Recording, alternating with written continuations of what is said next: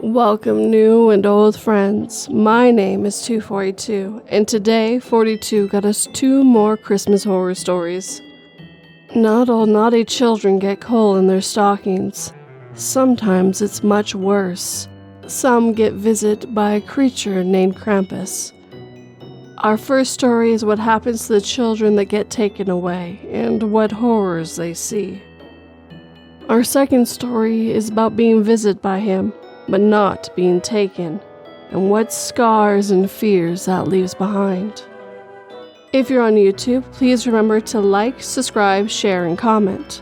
And if you're on the podcast, please remember to follow and leave a review if you can. Now, with all that being said, turn off your lights, make sure your doors and windows are locked. Things are about to get spooky. Santa Claus is Coming to Town by Kenneth0505. The Christmas season is the most wonderful time of the year. All the candy, presents, the decorations, and Santa Claus. The jolly old elf that brings gifts to all the good boys and girls of the world with his big belly and red suit. I used to love this time of year, but you'll soon hear why that changed. I was 11 years old, and it was the first day of December. I laid in bed as my mother scolded me about something I had done that day, and she ended it with the cliche, "You're going to get coal and switches for Christmas this year." As I drifted off to sleep, I thought to myself, if she thought I was bad today, she has another thing coming. I was awakened in the middle of the night by the sounds of heavy breathing, so as most children would do, I hid under my covers then. I heard a raspy voice say, "Hello, naughty boy. I've come to take you far away. There's nothing you can do or say. There is no need to scream and no need to fight back. One way or another, you're going with me tonight." I ripped away the covers and stood, a monster of a creature with twisted giant black horns and draping with an old gruesome crimson coat. His face looked of old leather with hollow eyes and long crooked teeth. Next thing I know, I was shoving me into the basket with other children, and then everything went black. When I came to, I was freezing cold with others around me sobbing. We were all in a makeshift cage. There must have been 30 other kids besides me. Everyone was confused and scared. Then the creature came into the room, unlocking the cell and snatching one of the other children, and as he did, he snarled, "The bad for the good. It's all about sacrifice, you see. Your sins are delicious, and you will all feed me." And just like that, he sank his teeth into his victim, and he wailed in pain. The creature left with him. Throughout the days, the monster would send these little creatures in for the next victim. You could see the sorrow in their eyes as they carried out his work.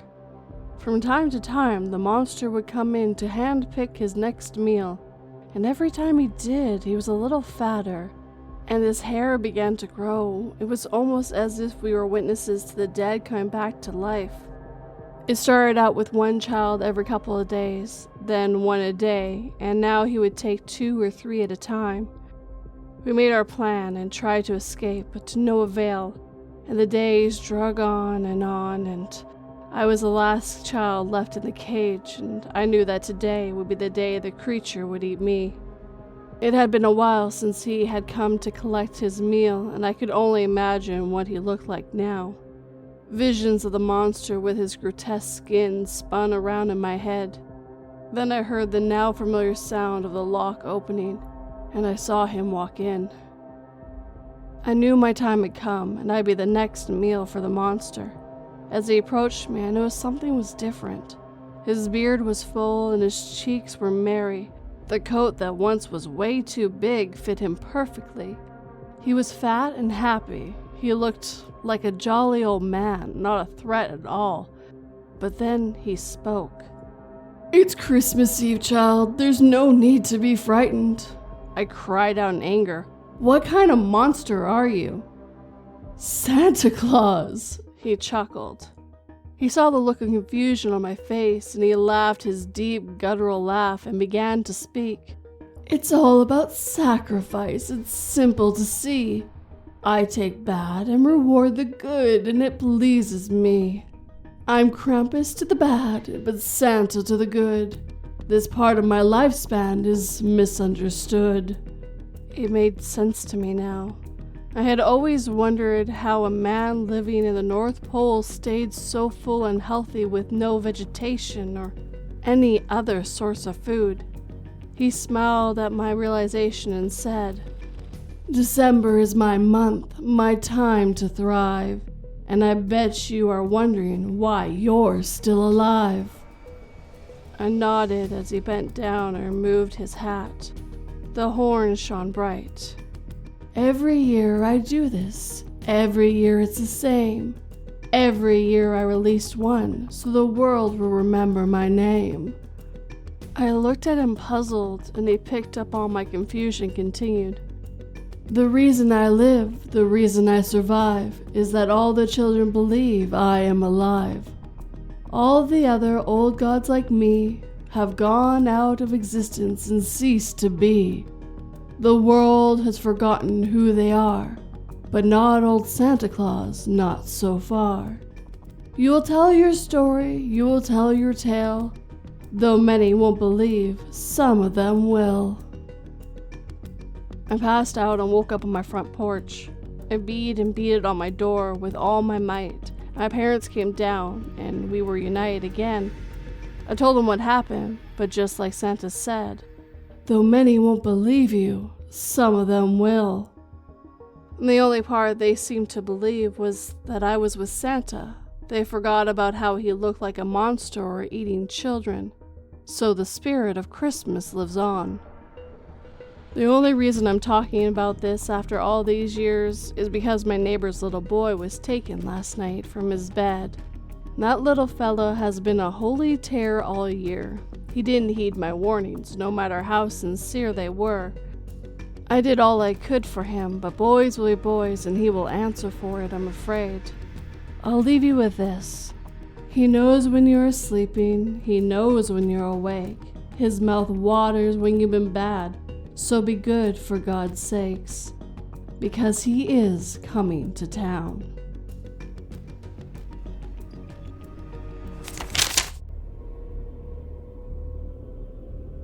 When I arrived at the hospital after being alerted of my daughter's car accident, I was relieved to hear that they had every specialist on her case. I was also mortified to hear that they had every specialist on her case.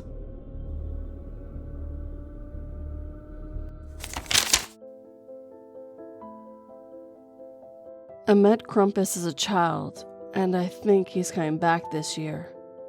By Emotional Meeting 350. When I was young, my family would always gather together at the ancestral manor home for Christmas.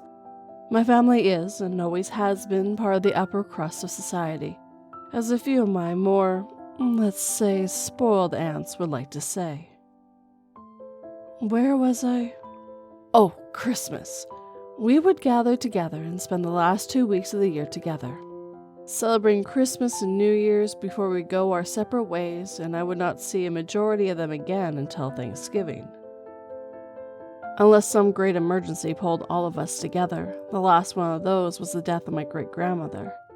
The tradition was older than I was, and I always looked forward to Christmas when I was a kid. The manor was always so breathtakingly beautiful at Christmas, decorated from one end to the other. The smell of cookies and cakes seemed to always waft throughout the house. The clinking of dishes and boisterous laughter came from the kitchen while Christmas dinner was being cooked. The snow sparkled inches and feet deep in spots just begging to be played in, woods to explore and play in. My cousins and I would often slide down the manor's long hallways in our socks, falling, slipping, and laughing all the way. That usually would end up with one of us either crashing into something or getting hurt, or breaking something and getting scolded by an adult for at least 15 minutes. I think the worst that ever happened was one of us broke an arm and he had to go to the hospital and he spent Christmas in a cast. Those memories were so precious, and while I treasure them deeply, I cannot say I miss the manor, not now that I know the truth. The tale I'm about to weave may sound like pure fiction to any who hears or reads this, but believe on nothing else but this. It is the truth. Keep yourself in your cocoon of false safety, if it pleases you. Keep your ignorance, but this is the truth. 2 decades of growth, the pain of puberty, and a king's ransom spent on therapy, hypnosis, shamans, and every spiritual remedy on the planet. And not one of them has brought me any semblance of peace. My tale begins on a snowy December eve, 4 days from the most magical of nights. That year, my best friend Caroline and her mother had come along with my family for Christmas. The day had been filled with joy and laughter. We played in the hills of snow all day and long into the evening. We mean Caroline and I, along with my horde of cousins and some kids we found in the street, my brother, playing in the woods bordering the back end of the property. We played games of the wood, not minding the danger of being in the forest so near dusk. We played until my great-grandfather, who was born in Germany and only came to the States when he was 4, he was pushing 91. But he was still, to quote my grandmother, spry as a barny rooster.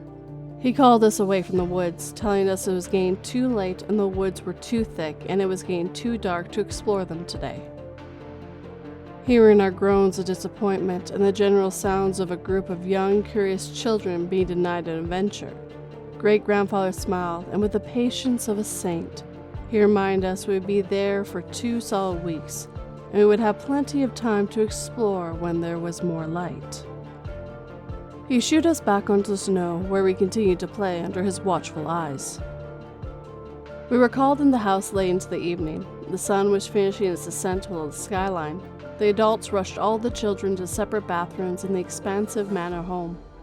When we were all washed, warmed up in a new pair of Christmas pajamas, another tradition. We were fed a dinner of chicken soup from scratch to chase away any remaining chills. Once we finished eating, we were quickly hurried into a large living area, where hot chocolate and platefuls of Christmas cookies waited. We settled in for a round of Christmas movies. It was the adults' way of trying to get the kids to calm down and unwind before bed. I hardly paid attention to the movie. My attention was on Caroline. She was more reserved than usual, so I waited until everyone was absorbed in the movie to ask her what was wrong. I suspected it had to do with the fact that her parents were getting a divorce. Caroline had told me about it at school, her face wet with tears, crying about how it wasn't fair. I knew them telling her about it so close to Christmas didn't help. When I suggested she write to Santa to ask him if he'd make her parents happy again, she said 4 words I'll never forget. The 4 words that, in hindsight, they changed everything. Santa Claus isn't real. After she made that statement, I called my best friend the entire world a liar. She shrugged and said her dad had told her after she handed her mother her letter to Santa. He said, "Don't be a stupid girl. There's no Santa Claus. It's about time I told you the truth. You're too old to believe in all that childish nonsense anyway." They told me about how our parents buy gifts all year round and hide them. Then on Christmas morning, they'll give them to us and claim Santa bought them. I told her she was wrong and that her dad was probably highly intoxicated when he had said that, and he hadn't meant it. Carolyn's dad had always drunk more than he probably should, but in those last few years he had ramped it up. He'd come home to his loving wife and daughter completely trashed. Carolyn shook her head no, shoulders slumping even more, making her look smaller than she was. Our one-sided conversation dissipated from there and grew into a heated shouting match. The adults pulled us apart when Carolyn lunged at me. They This separated us to keep further blows from being traded. Carolyn screamed at me that I wasn't her friend anymore, that real friends trusted each other. She screamed out, her voice becoming shrilled and more uncontrolled with each syllable she spat. I hate you! I hate you! I hate you and your stupid, perfect family, but most of all, I hate Christmas! I gasped, hurt. Carolyn knew how much Christmas meant to me. It was the only time of year, besides Thanksgiving, that I got to see my whole family.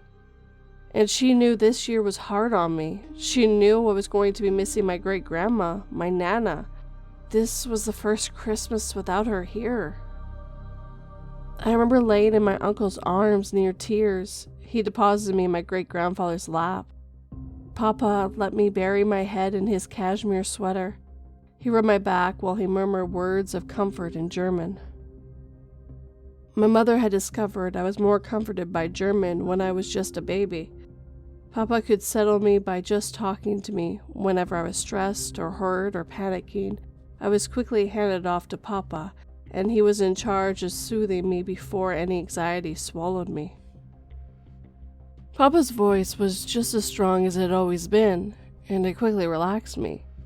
But there was a hint, an edge to his voice that was highly unusual. I remember looking up into his aged face. Concern was etched across where his almost permanent smile should have been. And I swore I saw a flash of terror in his weathered cerulean eyes. A family trait. Everyone in the family had blue eyes. Shades and tones changed, but always blue. What's wrong, grandfather? I asked in my still developing German, but whatever I saw fled as quickly as I had seen it. He patted my head, smiled brightly. He replied in German. You're improving quickly, and nothing's wrong, child. Great-grandfather looked over to where Carolyn's mother was comforting her, and his eyes were very distant. When he spoke again, his voice was barely a whisper. His voice came from a place very far away. Nothing at all. That night, Carol and I stayed in the same room, as my very extensive family and 2 guests filled all the rest. We slept in separate queen's beds. Usually, when we had sleepovers in the past, we would chatter quietly as we laid in bed waiting to fall asleep. However, wanting to avoid any awkwardness, I placed my headphones over my ears. Soft classical Christmas music played while I read my book, studiously ignoring Caroline. I usually read until it was time for bed. And, right on cue, I pulled my headphones off, marked my place in my book, and flipped the light off. Carolyn flipped over in bed, where her back was facing me, without even a good night. I rolled my eyes and flipped over to face the window, staring out at the pitch black. Soon after Carolyn and I had our spat, the wind picked up considerably, and a massive blizzard began to rage outside the manor. My cousins were excited about the new snowfall and the prospects of exploring the woods tomorrow. The manor's old walls creaked and groaned against the onslaught of the wind and snow. The sound may have scared anyone else, but not me. The walls and roof of the old manor had held for long before my birth, and somehow I knew they weren't ready to give up the ghost just yet. Feeling secure, safe, and warm, I drifted off to sleep. I don't remember why I woke or what woke me, but I barely opened my eyes and saw complete black. I sat up and rubbed my eyes, clearing them of sleep. I looked to my left out the window, seeing if the blizzard had subsided yet. Nope. It wasn't just dark outside. It was as if I was looking straight into the depths of oblivion itself. I looked around the room, and the only source of light were 2 strands of fairy lights draped around Caroline and I's headboard. My eyes soon adjusted to the lack of light. Looking to my right, I saw Caroline was still asleep, so she hadn't woken me, and the storm didn't bother me anymore. I quickly noticed something else. It was bitterly cold in the room. No, not just cold. It was bone-shattering cold. So cold I could see my breath in front of my face. I shivered and pulled my blankets tight around me. Why was it so cold? Had the heater gone off? I burrowed further under the covers, searching for warmth. I curled in on myself, wrapping myself in a cocoon, did everything to get warm. Finally, I found some relief and I began to fall back asleep. I heard the wind increase in severity. I shivered. A sound caught my attention. It was quiet. Just above the wind, barely decipherable, almost lost in the roar of the wind, it was a quiet sound of bells? It sounded like hundreds of bells all twinkling together in harmony. In my half-awake state, I briefly thought of Santa. But Santa was not coming that year. I sat up in bed again. I was shivering again. I couldn't sleep. It was too cold. I wrapped myself in my blankets and hopped out of bed. The floor felt like a block of frigid ice. I shivered again and I made my way to the door to go to my parents' room. I wanted to get warm. I gripped the doorknob, which was so cold it almost burned. Just before I opened the door, I heard a sound up on the roof. I raised my eyes to the ceiling and raised an eyebrow. What was that? Did a tree limb fall on the roof? There it was again. It sounded like footsteps. Someone was on the roof. My breath grew heavier and quicker, my heart beating against my ribs, and blood rushed in my ears. Danger, my mind whispered. Every survival instinct inside of me screamed all at once. Run, run, escape. Now, more than ever, I wanted to be with my parents. I was 11 years old and I was terrified. Despite all of that, though, escape to my parents' room wasn't just for the safety of Mommy and Daddy. That's where Dad kept his guns. One thing kept me from bolting from the room. I heard them again, the bells. Only they were louder this time, as if they were coming from inside the room. I turned around, meaning to go wake Caroline and see if she could hear these things too. Only I froze when I turned, my whole body locked up. I was so still I don't think I even breathed, and for once in my life my mind stopped working. All the human instincts I had screamed at me about how wrong this was, about how wrong everything I seen was. I was always a bright child, put in advanced classes, moved up grades, music lessons, reading books that should have been far beyond my comprehensive levels. I was more rational and more reasonable and more sensible than many children my age. I often think about how it must have amused my parents to no end that even at 11 years of age, the age when many children began to question things such as Santa Claus, and as bright as I was, I still had such a steadfast belief in Santa. Now though, all the science and facts in the world couldn't help me. All the reason and rational thought, all of it vanished as I stared unblinking at what was in front of me. It was what I can only describe as a monster. It was enormous, I could tell, even though it was hunched. I could tell it neared or more likely surpassed 7 feet in height. The twisted, spiraled, ram-like horns it wore gave an extra foot to foot and a half. So it was closer to 8.5 feet. The fur that covered the entirety of its body was black as a moonless night. It was coarse, thick fur like a boar. It stretched across its hulking, massive frame. It stood on 2 strong legs that ended in cloven hooves that were deadly sharp points at the ends. A filthy, ragged cloak covered its broad shoulders. Underneath it, a long, heavy tail dragged along the floor behind it. A hood hid its head, but I could see its profile. I could see an elongated muzzle like a dog. It stretched into a sick smile. A smile that promised bloodshed and sickly evil deeds done over an eternity. With its smile, I could see every single one of its razor-sharp teeth that led into 2 impossibly long, impossibly sharp canines. They were made to rip and tear and shred. They were so long, I don't think it closed its mouth entirely. A long, slimy, forked tongue slithered and hung out of its mouth. Spittle ran down globs and dripped down onto a dingy, tangled beard. Its eyes were yellow and its irises red, the color and shade of blood.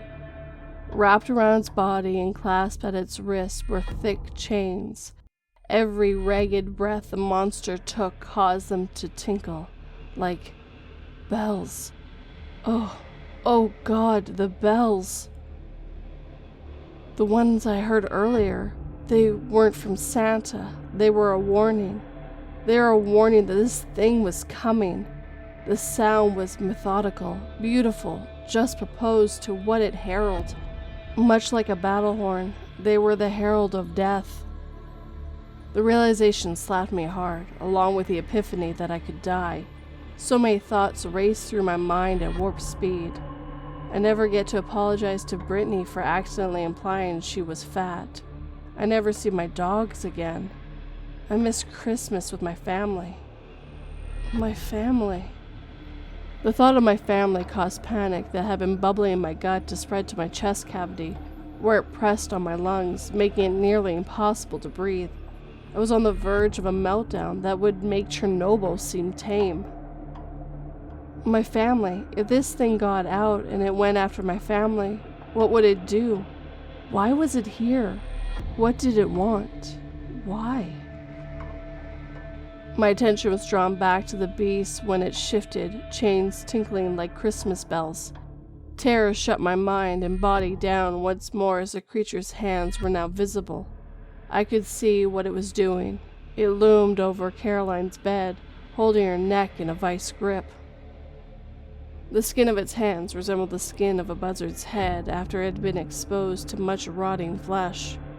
Bare, black skin sagged and wrinkled. Its twisted, gnarled fingers ended in sharp, serrated nails. My knees gave out and I fell to the floor, causing a soft thud. The creature turned in my direction and cocked its head to the side like a dog studying a curiosity. Whimpering, I scooted back till my back hit the door, trying to put some distance between myself and this thing. It slowly made its way towards me, studying me. I pressed myself harder against the door, hoping if I pressed myself hard enough, I would fuse with the wood. I saw my friend's face, screwed into a silent scream of terror. Her eyes were bugged out and her skin was ashen gray. As the beast drew closer, the temperature in the room plummeted. I felt myself gain frostbite, my teeth chattering. I screwed my eyes closed and I prayed to any god that would listen. Please let it be a dream. Please go away, please. I covered my eyes with my hands and curled up in the fetal position as the beast came closer. I heard it growl. I peeked through my fingers, and it held out Caroline to me as if offering me her corpse. It held her in one hand, with the other it drove a massive meat hook into her body. It took the chain and wrapped it around her, once, twice, 3 times, before it used it to strap her lifeless body to its back, like she was a human accessory, a sick version of a backpack. It leaned down, a heavy breath of disgusting hot breath on my face. It smelled like rancid mixture of rotting meat, feces, and vomit. It gave a wave with its hand, still smiling that sick, grotesque smile. In an amazing burst of agility, it hurled itself up onto the thin windowsill, where it balanced for a quick moment before bounding out into the darkness. When it was gone, my body began to unlock, beginning with my mind.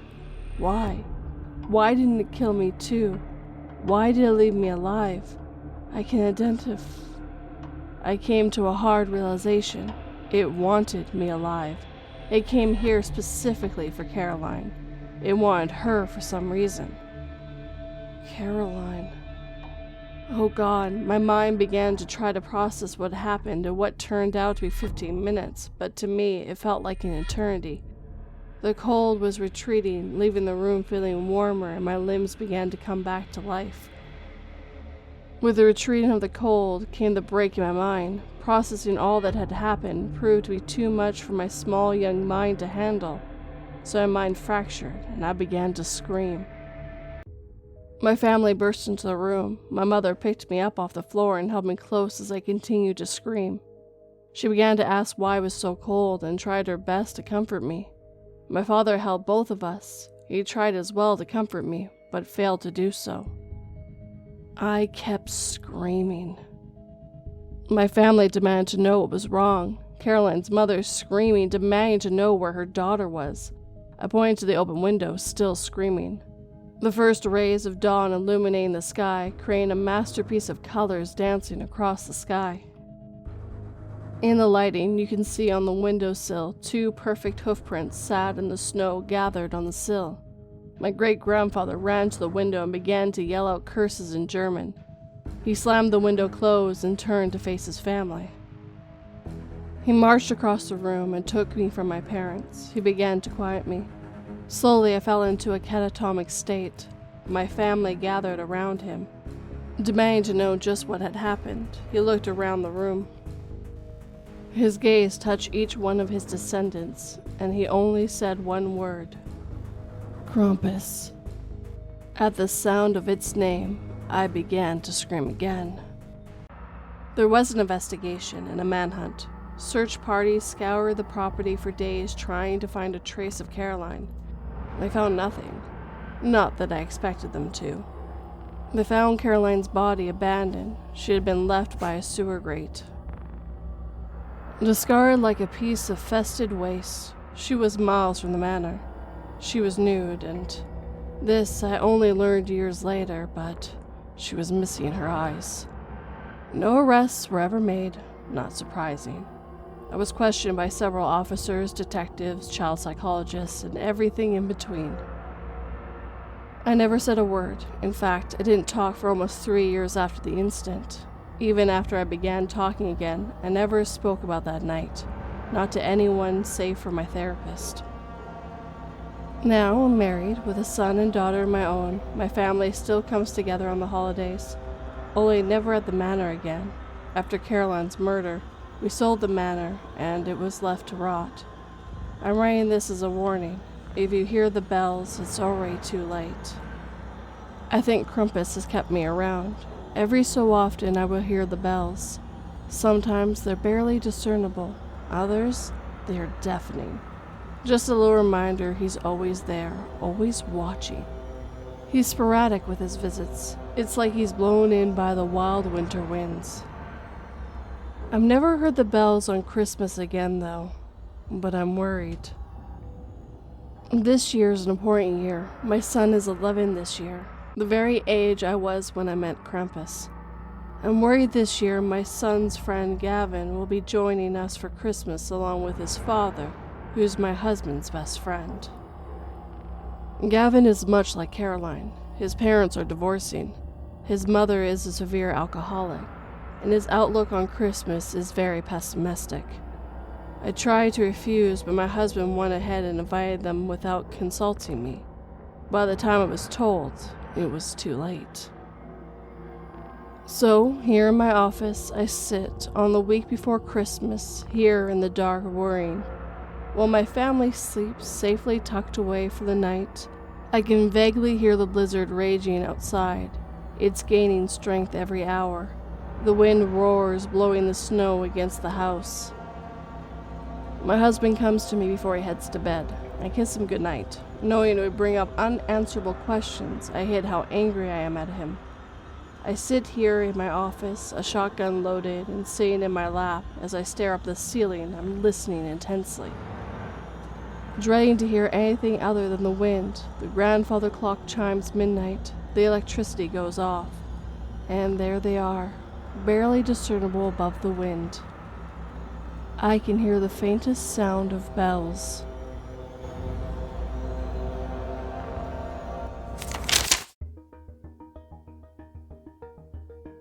My parents refused to believe me when I said a tall man in a black hat was responsible for my brother going missing in the oat fields. That's why I haven't told them that the man in the black hat has come back every night since to stare at me through my bedroom window.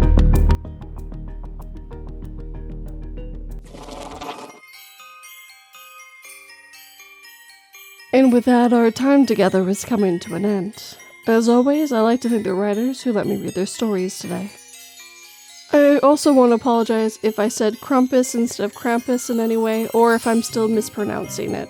I do my best, but of course it's not an English word, and English is the only language I really know.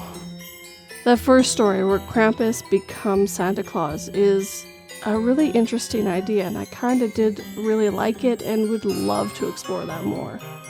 The thought that he must eat the naughty kids as sacrifice so he's able to give the gifts to the good children is quite an interesting thought, and I really did enjoy it. And the second story, where Krampus goes after children that are not happy, that are hating Christmas but not in a good spot themselves, and made for an interesting read and thought for me.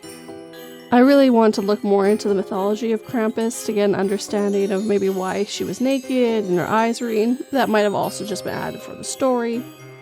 But of course, I could just be overthinking these stories, and I honestly do that quite a bit. I normally take a day or two to fully process everything I read and come up with different theories on why things were done the way they were, or where the story would go from there as well, especially on the fictional.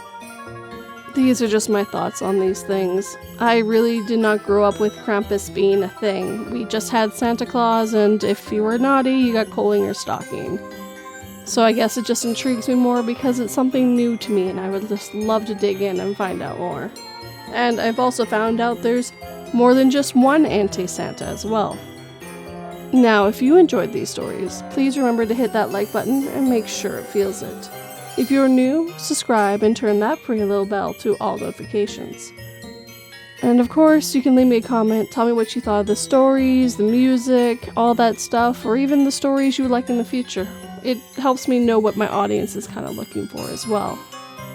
If you'd like to help in other ways, just sharing the content with anyone who might enjoy it really does help quite a bit too. And if you'd like to help in a more financial way, I do have Patreon and memberships where you get early access, and YouTube memberships also get early access by about a week to the 2 Sentence Horrors. And if you'd just like to do a one-time donation, I do have PayPal and Buy Me a Coffee as well. All the links, including the ones to my socials and my website, are down below. Highly recommend checking them out if you want to keep more up to date with some of the stuff I'm doing. And I just want to wish you guys a Merry Christmas or a Happy Holidays, whatever you celebrate. I hope these stories brought a little horror to the cheer that's going on this time of year. And maybe you made that snow outside seem more appealing than what's inside waiting for you. But as always, guys, thank you for watching and listening. It always has and always will mean the world to me. Sleep tight and don't let 42 bite.